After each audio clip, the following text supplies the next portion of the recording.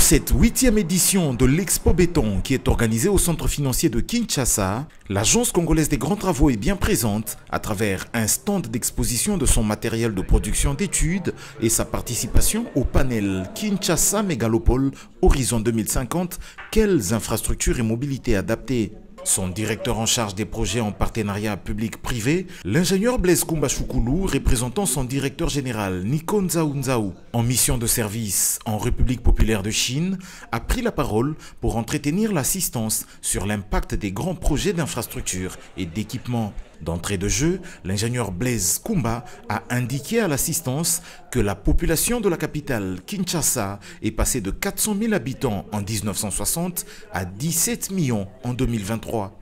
Il a confirmé par la suite que le développement des infrastructures de base n'a pas suivi le rythme de la croissance démographique. Lorsque l'on compare l'évolution spatiale à celle de la population, il y a lieu de soutenir que la ville a besoin de nouveaux espaces. En analysant ce thème, l'orateur a estimé que la ville de Kinshasa fait aujourd'hui face à d'immenses défis de mobilité.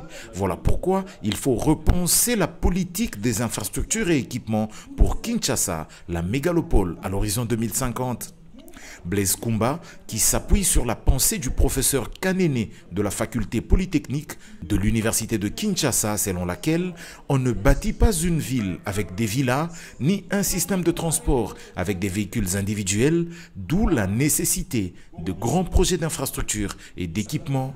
Ces grands travaux ont des impacts significatifs sur le développement urbain.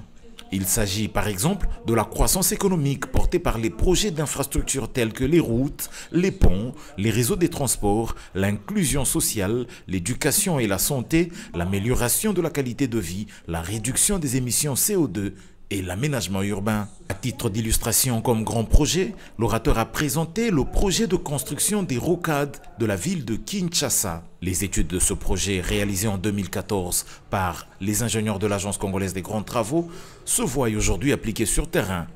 Et le projet prend peu à peu corps et sera une grande solution pour le désengorgement de plusieurs artères de la capitale de la République démocratique du Congo. Au nom du directeur général, Nico Nzaou.